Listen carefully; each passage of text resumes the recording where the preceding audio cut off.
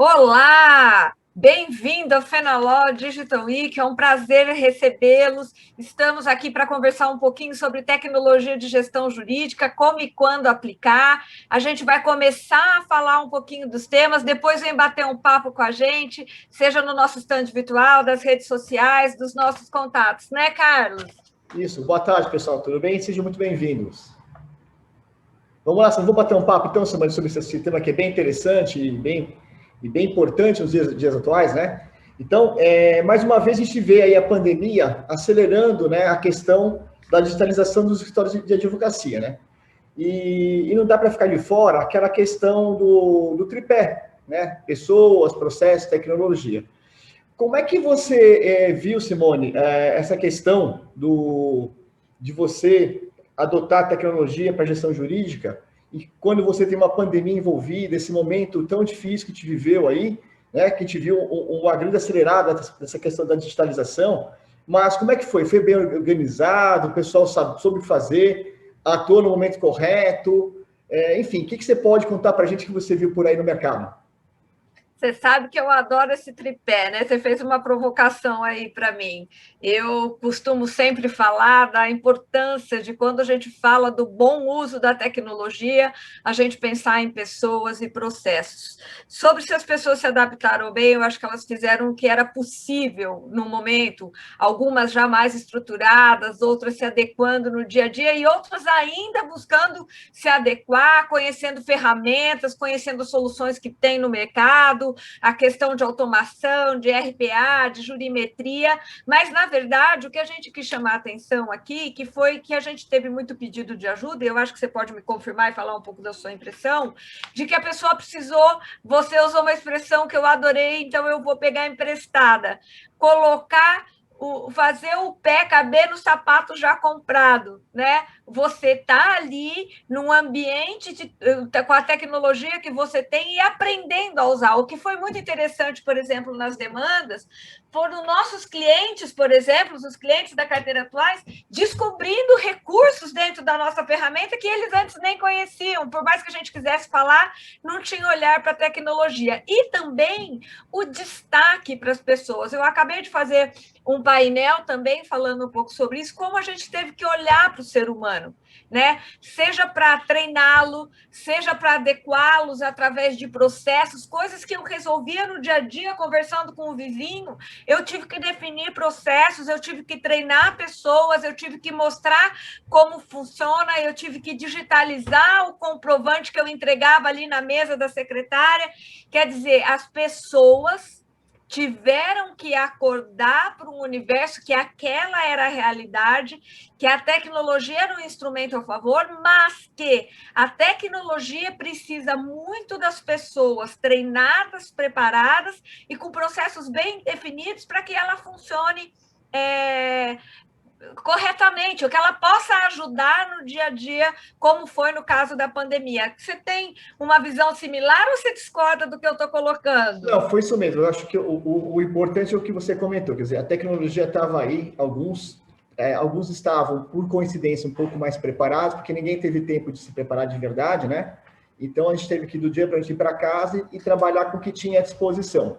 E nessa ida para casa, duas coisas aconteceram que foram mais chocantes, né? Primeiro, o que você falou, eu vivi sozinho em casa, com um computador, um celular, um acesso à internet, e não tinha mais o meu vizinho aqui que me ajudava a fazer alguma coisa que eu estava acostumado a fazer, tinha um pedacinho lá que ele conhecia melhor que eu bati no ombro dele, ele vinha, apertava o botão, as coisas aconteciam. Isso não tinha mais isso à disposição.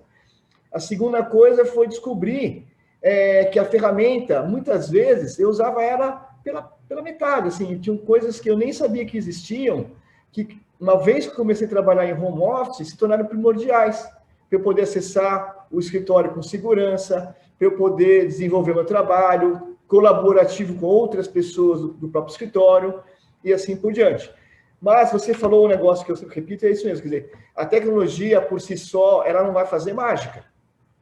Tá? A gente tem que ter as pessoas bem treinadas nas ferramentas, elas têm que conhecer, né? Se readequar a essa questão de processo.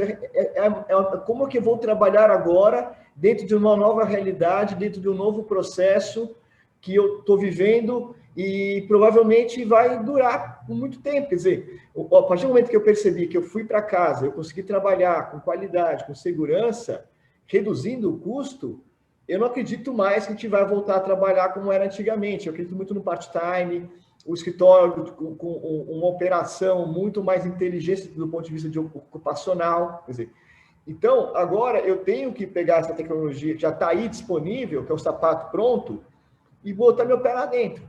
Só que o que eu vi também acontecer, é que muitas empresas, muitos escritórios acabaram comprando uma série de tecnologias também, sem saber exatamente como é que elas iam aplicar aquilo no dia a dia, né? Então, teve uma antecipação, uma corrida frenética para tentar se adequar a essa nova realidade, e alguns acabaram atropelando um pouco. A gente tem que olhar assim, quer dizer, basta eu comprar tecnologia, ou eu tenho que também olhar os processos, as pessoas, como você havia comentado. A gente tem que fazer esse pacote completo. E o que você viu, né, em relação a isso? As pessoas seguiram um padrão, um passo a passo correto, ou elas inverteram alguma coisa? E tem uma lógica a se pensar sobre isso? Ou Inverteram e muito. Eu quero contar um case que eu tive, dois, na verdade, de pessoas que foram lá e compraram robô disso, robô daquilo, e na verdade não tinha nada. Você tinha um monte de gente correndo atrás de robô, né? A informação era feita pelas pessoas, por quê? O investimento em ter uma base de dados estruturados, um cadastro bem feito, um núcleo duro para que você consiga ter várias fontes de informação para automação, porque, na verdade, a automação nada mais é que buscar uma estrutura, um núcleo duro de central de informação, de uma base sólida, de uma base limpa, construída e confiável, para que a automação possa ir buscar e agilizar esse processo, né? E possa ir conversar com outra, e possa daí tirar informações, e possa daí analisar com o que tem, jurimetria. Então, assim, as pessoas foram lá, compraram automação, ao invés de olhar para si mesmo, conhecer o que tem, limpar a base, estruturar a informação. É lógico que a gente viu muitos casos e a gente pôde ajudar de muita gente revendo o seu cadastro, de muita gente revendo a sua estrutura, de muita gente revendo o seu perfil de estrutura de dados, dos campos necessários, de como ela ia estruturar, das informações que ela precisava, do que ela precisava entregar, com que segurança, com que compliance ela precisava entregar, para poder usufruir melhor da tecnologia. Então, a gente viu as duas coisas.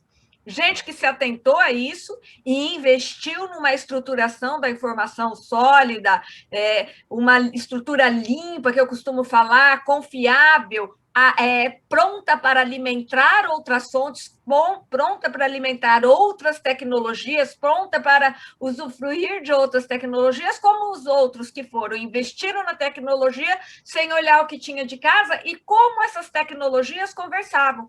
Eu acho que a gente tem uma palavrinha muito importante nesse novo mundo que se chama integração.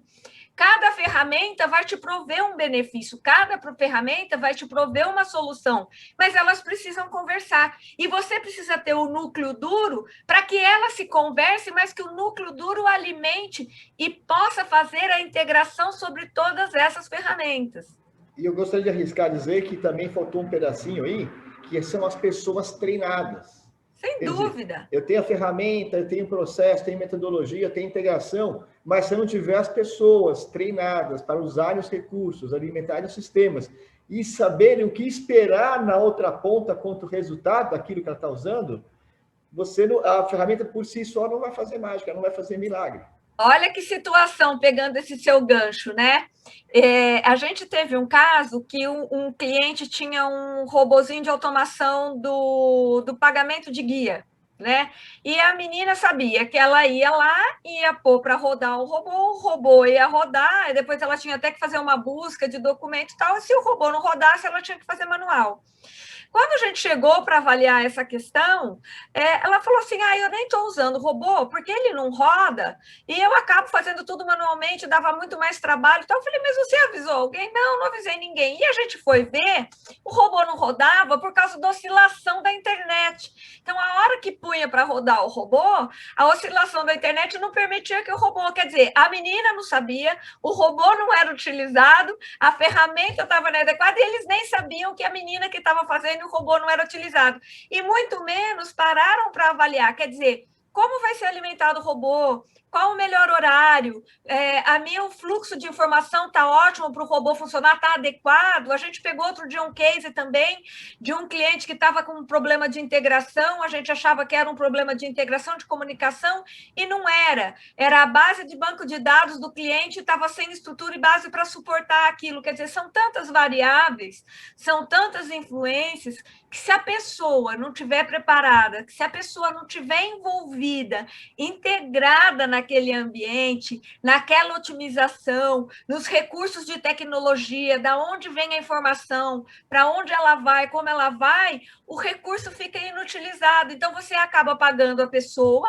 acaba pagando o robô e acaba não tendo benefício para as duas pontas, que eu poderia liberar essa mão de obra, né, que estava lá fazendo, deixando de utilizar o robô por uma série de outros quesitos, né? E por outro lado, a gente não utilizar a tecnologia que a gente estava pagando também e que poderia trazer outros benefícios e outras automações se a minha base, se a minha internet estivesse adequada, né? Então, veja lá, eu tinha o recurso, eu tinha a pessoa, eu tinha a internet, mas o ciclo, o contexto todo, o tripé, processos, conferências, análise, porque a tecnologia, ela exige tanto das pessoas para olhar se ela está funcionando, se a entrada e a saída são do jeito que a gente quer. Isso é um ponto importante também da gente colocar. Você tem que conhecer o trabalho, você tem que saber, a hora que eu coloquei o input aqui, o que eu espero quando sair do outro lado. E se não aparecer, não vai abandonar, né? Vamos entender por quê, vamos corrigir o processo, vamos corrigir o dado, vamos corrigir a fonte do dado e assim por diante.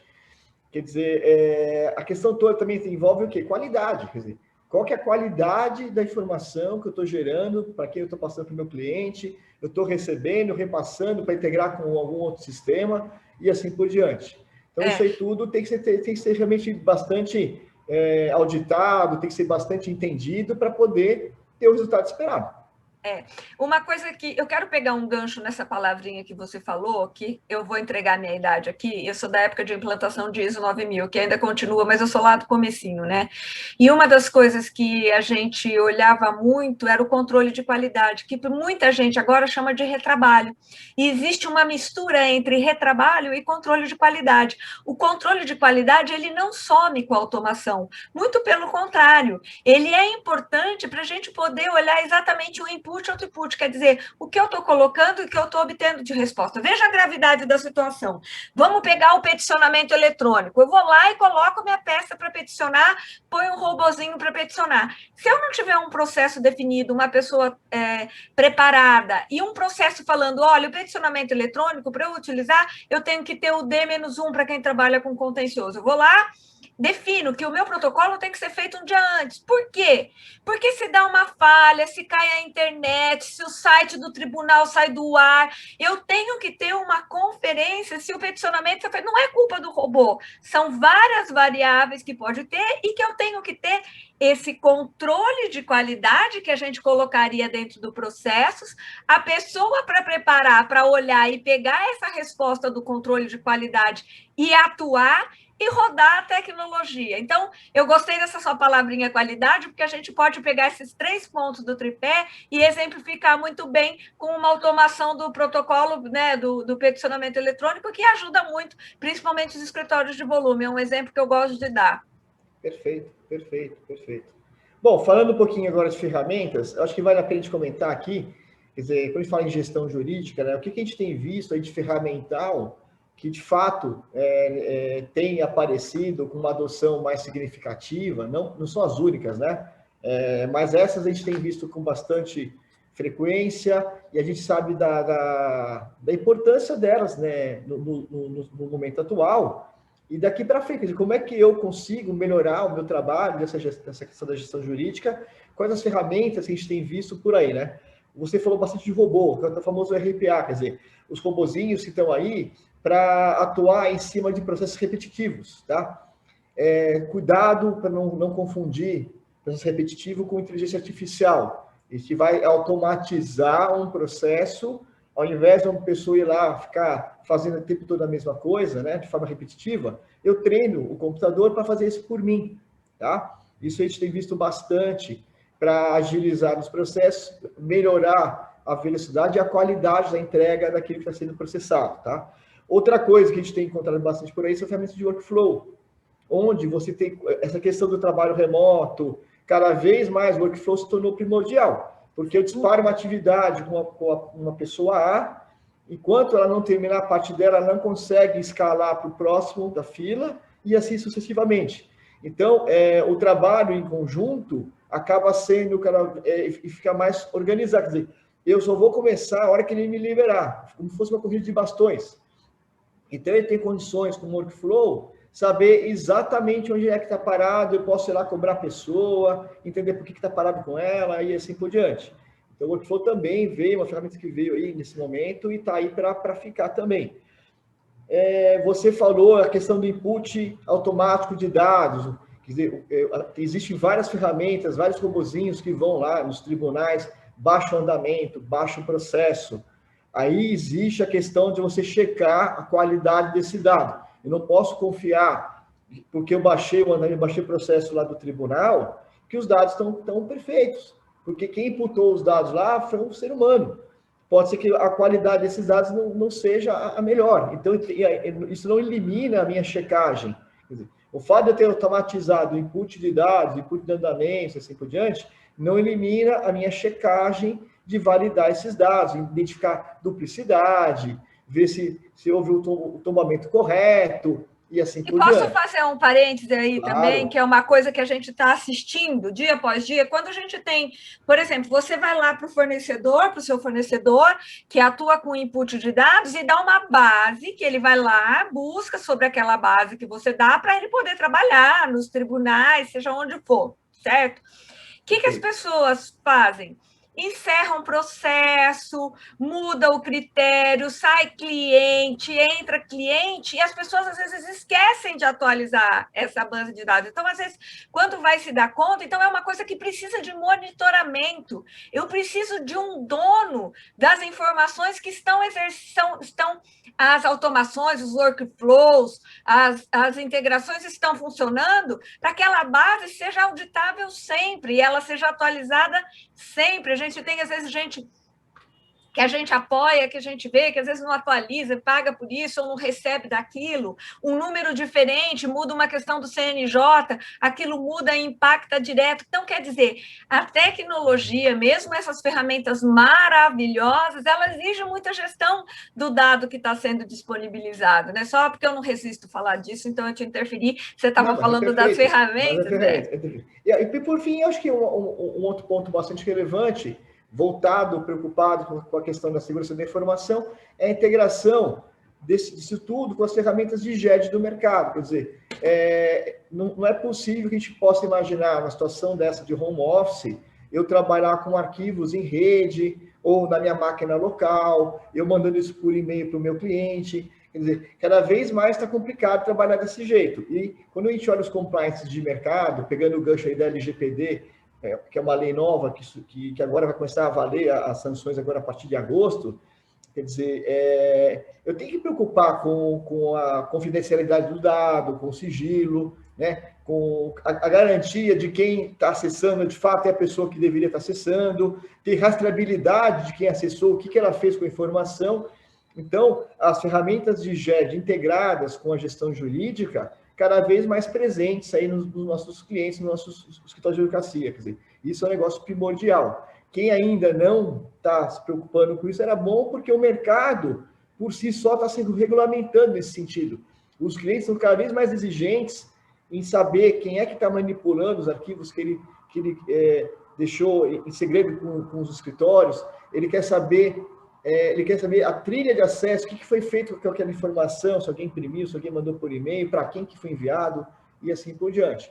Então, eu acho que, colocando isso aí, essas ferramentas que a gente comentou aqui são as principais ferramentas que a gente vê de apoio em relação à gestão jurídica. E, eu queria obviamente, a própria fazer... ferramenta da gestão em si, quer dizer, a ferramenta que vai gerenciar os processos, que normalmente está inserida dentro de um ERP.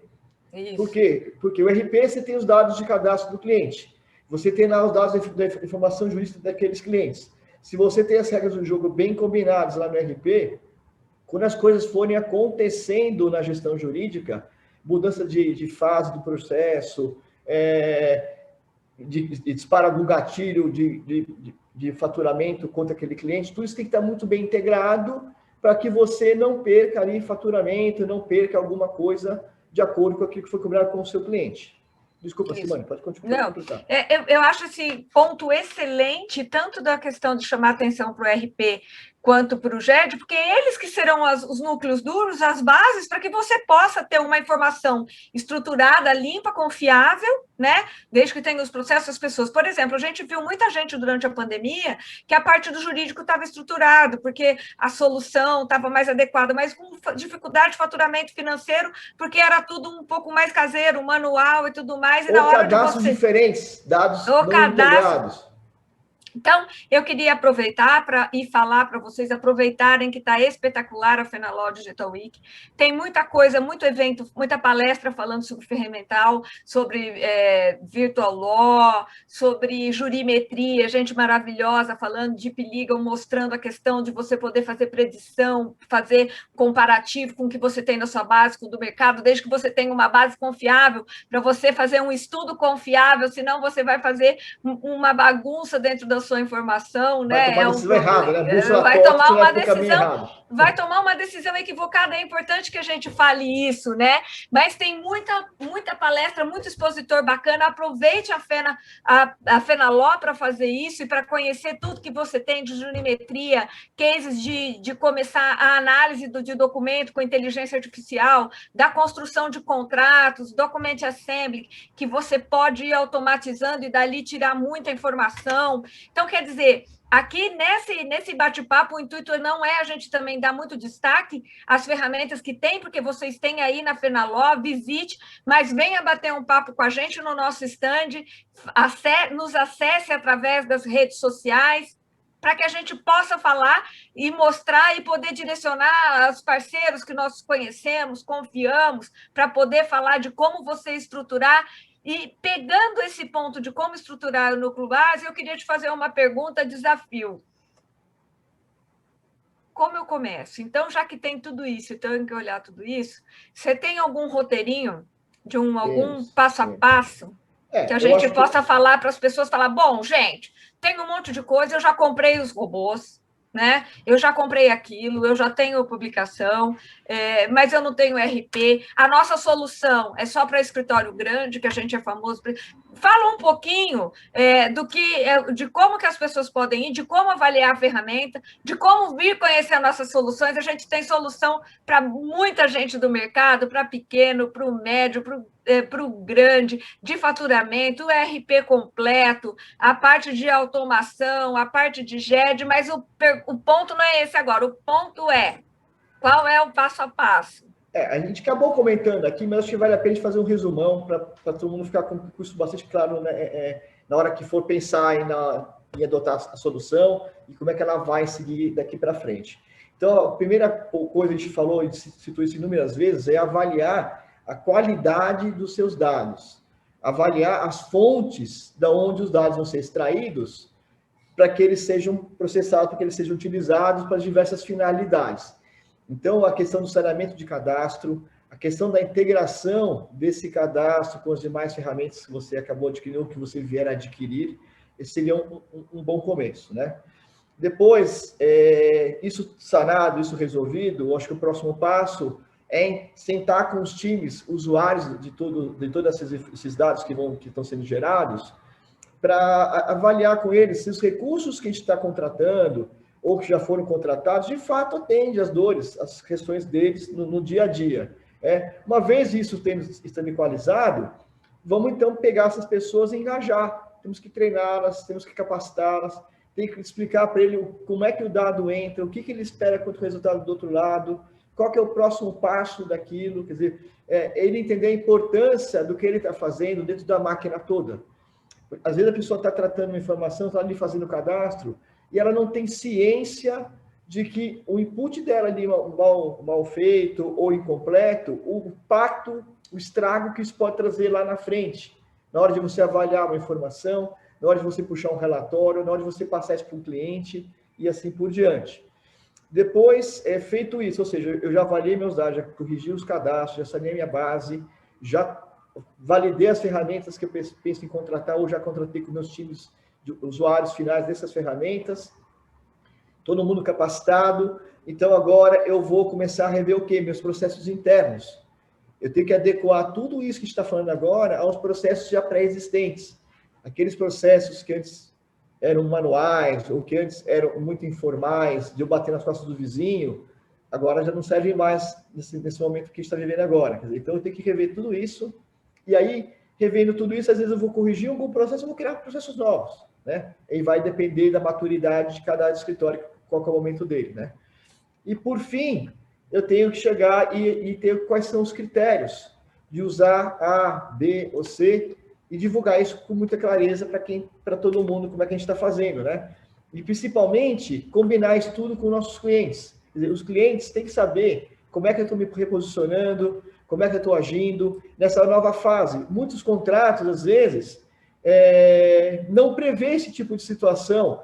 E o cliente fala assim, olha, vou pegar aqui um exemplo bobo, eu vou pegar um data center e hospedar alguma solução minha no data center. Esse data center está na Tailândia. Será que o cliente vai ficar confortável com isso, que os seus dados estão na Tailândia? Será que você tem que combinar o jogo com ele antes? Será que ele aceita isso? Tem alguma parte do contrato que você tem com ele ali que diz que não pode os dados saírem do Brasil? Ou que não pode ficar em alguns países determinados? Então, são questões que você também vai ter que sentar e olhar com cuidado, com carinho todo, para saber se você está no jogo correto com os seus clientes. Eu acho que isso aí seria um bom roteiro, tá? E o que eu costumo falar, se você me permitir colocar, nos projetos de controladoria jurídica que a gente faz, revendo os processos, revendo os treinamentos necessários, que a gente também faz isso aqui na TOTOS, é importante que as pessoas saibam que a gente tem esse trabalho de apoio na definição desse processo. Ponham os clientes à mesa. O que você tem que entregar para esses clientes? Né? Isso que você falou do input e do output, porque eles que vão te dizer como você tem que alimentar o seu sistema, que campinho que tem que ter, que informação que você tem que ter, que informação que você tem que extrair, como você tem que classificar o seu processo, como você vai avaliar, para você definir o workflow de entrega dentro do seu processo, você precisa saber o que você tem que entregar para o seu cliente. Simone, impossível, eu tenho 50 clientes. Comece por 3, 4 principais, ou por modalidades, né? Ou por processos diferentes que têm uma visão complementar, um da trabalhista, um de massa, um do civil, um de cobrança, um do tributário, para que você tenha uma visão holística, que está na moda falar, você tenha uma visão bem geral das coisas que acontecem no seu escritório, para entender como você tem que entregar. Por exemplo, tem cliente agora que o cadastro do telefone celular, de você fazer o controle por WhatsApp, é importante, então você tem que saber disso, como que você vai fazer, como extrair isso melhor do seu sistema, eu tenho um perfil adequado para isso, esse campo tem no meu sistema, quer dizer, o que eu tenho que entregar para esses clientes principais, estratégicos ou variados dentro do meu escritório, para eu poder definir a regra do meu núcleo duro, para a minha base de dados, de como eu vou conseguir isso aí. É ele quem vai dizer como a gente também tem que se estruturar e fazer as diversas entregas e análises que eles estão esperando. Eu acho que esse é um grande ponto. Eu acho perfeito. Eu acho que até como palavras finais aqui, que nosso tempo já está acabando, eu queria salientar o seguinte, quer dizer, a tecnologia não é o fim, pessoal. A tecnologia ela tem que ficar como pano de fundo. A tecnologia vai apoiar aquilo que a gente tomar de decisão. A tecnologia veio para nos assessorar. Não é ela que a gente tem que mirar. A gente tem que mirar, sim, os clientes, mirar, sim, as pessoas, mirar, sim, os processos. Isso aí. Quem quiser saber mais, venha visitar o nosso estande, TOTUS. Nos acompanhe nas redes sociais, no Facebook, LinkedIn, que eu sou veinha, eu uso o Facebook, Simone Viana Salomão, no Instagram, @cisalomão, no Twitter, Simone Viana Salomão também. Carlos? Os meus são tudo semanino, tá?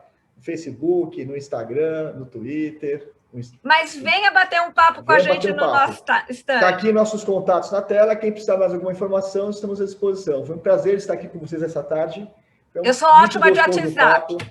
Verdade, bem mais do que e-mail. Obrigada, gente. Obrigado, pessoal. Um abraço.